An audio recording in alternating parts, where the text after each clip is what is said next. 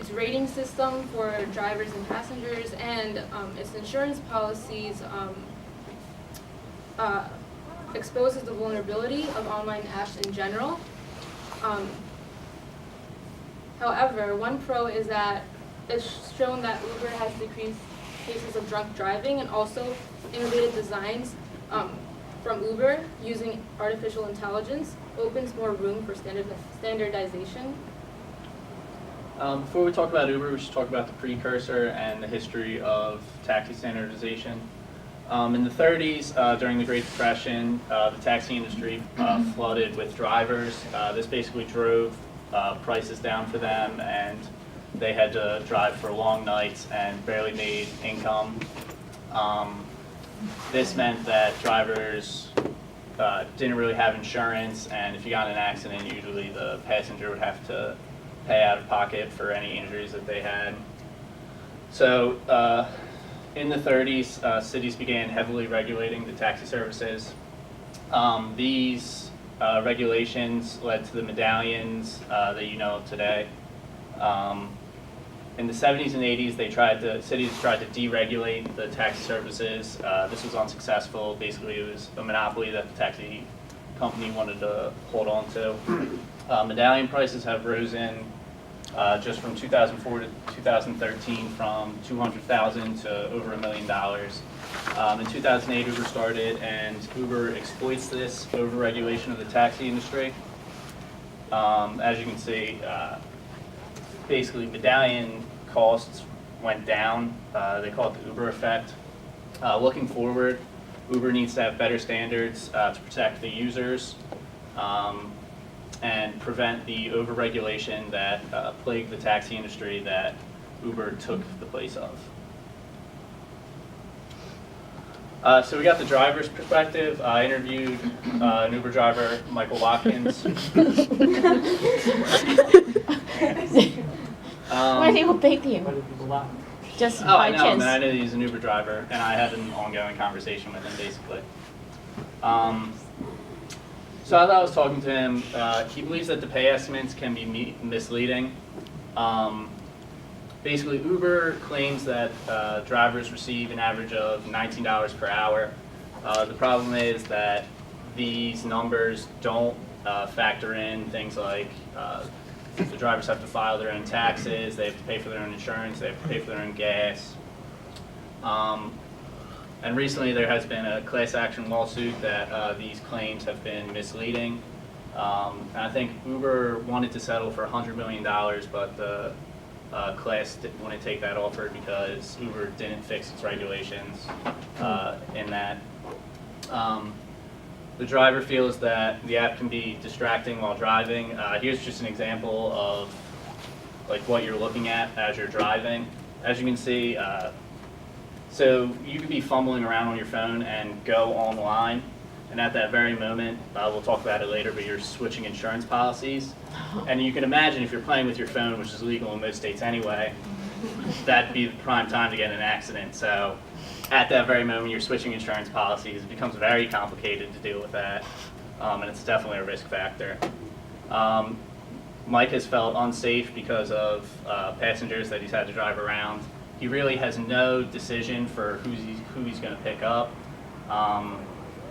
It showed in Pokemon Go that people were like luring users to like the middle of nowhere basically, so that they could rob them. And I can imagine that Uber is definitely at risk for something like that because there's no real decision-making skill. The app basically just leads you to the driver, and there's no way for you to know who this person is. He also notices that there's an increased number of drivers recently, and this makes driving more difficult for him. He has to wait longer to get passengers. We also talked to Eric Johansson. He works at SEPTA as the Director of Innovation. Uber and SEPTA had a pilot partnership. SEPTA looked at it as a way to bridge the first and last mile gap that they see, where basically unless you have a parking spot at a SEPTA station, there's really no way for you to get to the station to travel using SEPTA. This partnership was limited because SEPTA is a government company, and Uber does not comply with public transit regulations such as civil rights regulations at the federal level, and also like they don't need to have handicap accessible cars or anything like that. So SEPTA couldn't subsidize that monetarily. Basically what they did was just hold advertisement space in SEPTA stations for Uber.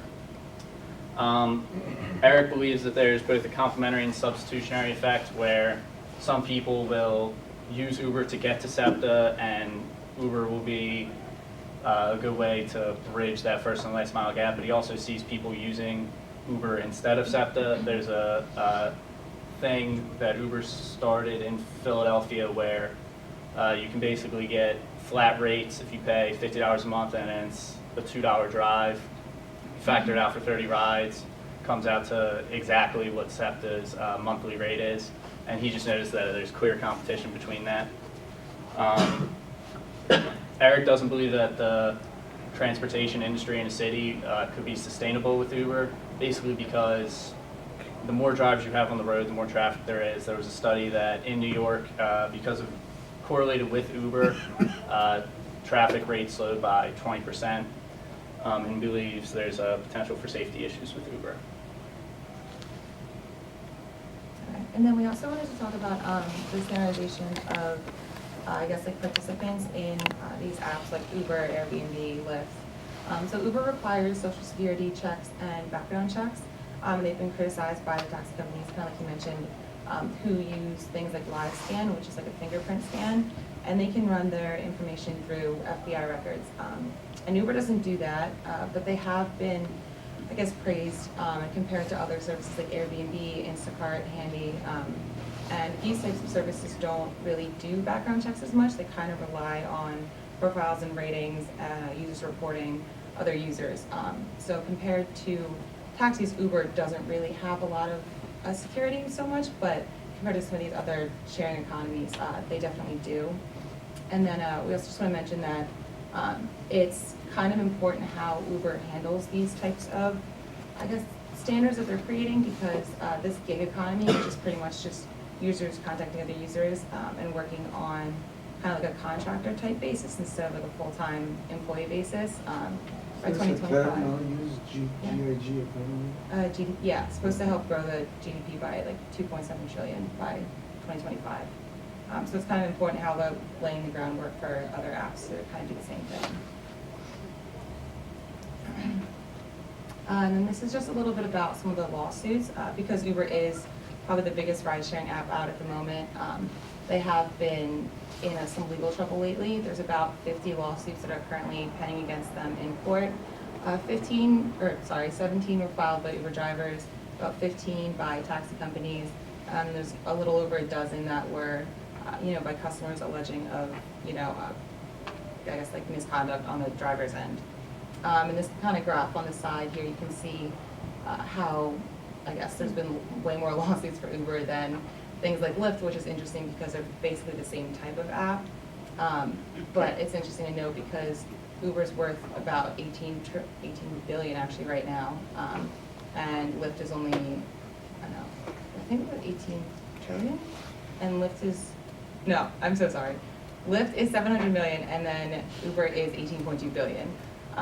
So it's kind of interesting to see, like, yet they are having a lot more lawsuits filed against them, but just compared to like sheer size, it kind of only makes sense at the moment. Is Uber public or private? Uber is private, I believe. They're not in the stock market? No, they haven't gone public yet. This is just a brief overview of Uber's rating system. So Uber warns its drivers that a rating below 4.6 may cause them to lose their jobs. However, this isn't clearly stated on their website. So when customers rate their drivers and they think that if rating them a 4 is actually good, it may decrease the driver's overall rating and cause them to lose their job. So basically, good and bad rating standards are not set. Lyft, on the other hand, clearly states on their website that if a driver were to go below a 4.6, that means they need room for improvement. They need room for improvement.